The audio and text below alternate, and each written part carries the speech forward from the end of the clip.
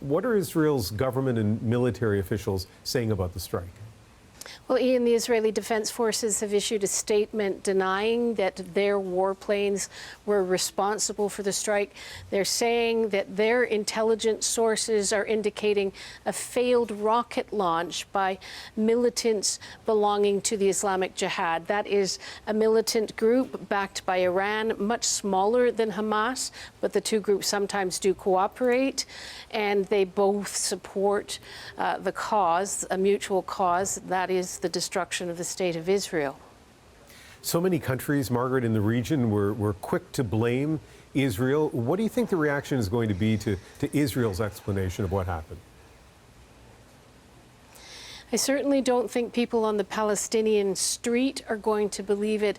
And you've seen protests across the Middle East spreading like wildfire. I think that's partly because there's, the region has really been roiling with the relentless bombing of Gaza before this happened. Critics would say the indiscriminate bombing. So the tensions are already very high. And we've seen that summit planned for tomorrow for the U.S. President Joe Biden between Egypt, Jordan, the Palestinian president canceled. King Abdullah of Jordan has described what happened to the hospital as a massacre, and the Egyptians are actually calling for international intervention. And speaking of protest, that certainly happened in the West Bank today. What can you tell us about that? Yeah, there were big protests tonight, a lot of stone throwing, a lot of anger on the streets, but directed not only towards Israel, but towards the Palestinian president, Mahmoud Abbas, who canceled his date tomorrow with President Biden to return. The anger towards President Abbas comes because many people find him weak. They see him as a puppet of the Israeli government.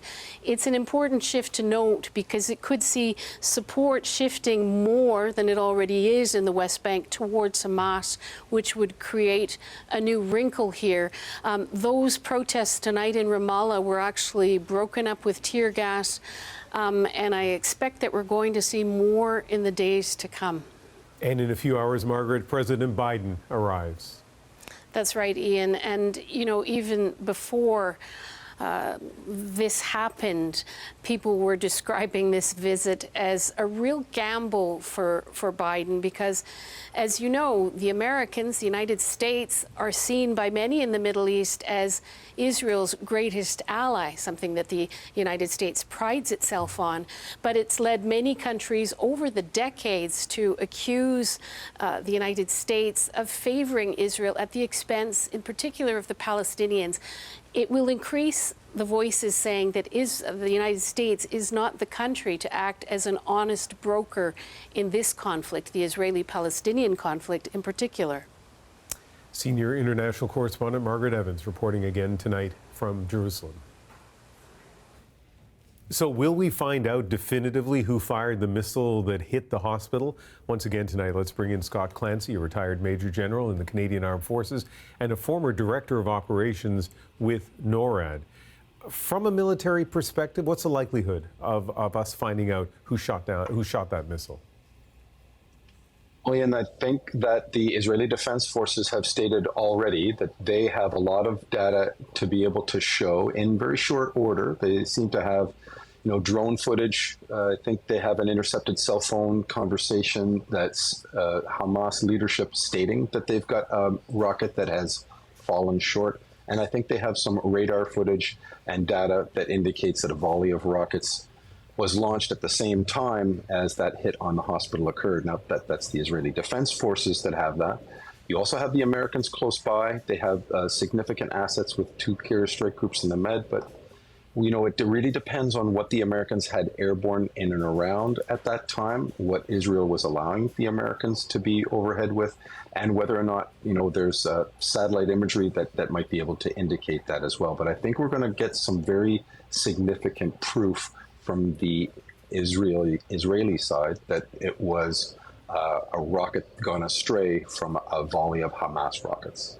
Right, but the problem, as you identify, is Israel is one of the sides in this very contentious war that's going on. In terms of the Americans, and I know you have to tread carefully because you don't want to betray any secrets you know from your involvement with NORAD, but from an outsider's perspective, I would have thought the Americans would have satellite surveillance, especially because their eyes are fixed on what's going on in Israel, where they would be able to definitively say, yes, we can track from a satellite where missiles have been sent and what happened to those missiles. I assume it's not as clear as that. It isn't as clear as that, Ian.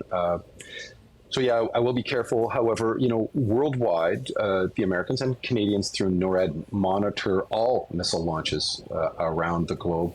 But those missiles are focused on very large missiles, intercontinental ballistic missiles, although they are tuned to be able to pick up smaller things. And then locally, in and around areas, theaters of operations like what the IDF has with the Iron Dome, you have more specific either satellite systems and radar systems that will pick up the launch and then to follow the trajectory. The reality is the Americans don't have the ability to follow the trajectory of those rockets once they leave that launch. Even the most precise systems would have to be very localized, the ones that the Israelis have. Therefore, it's possible that the carrier strike group or maybe some of its airborne assets may have seen that, or if the Americans had tuned their satellites into that region very specifically, then they might have. And here's the next thing, is there's a classification issue, is that by releasing some of that data, the Americans might tip their hat as to the capabilities of their satellite and airborne systems to other adversaries, and they might not be willing to do that either. Scott Clancy, really nice having your insight. Thank you very much. Thank you very much for having me.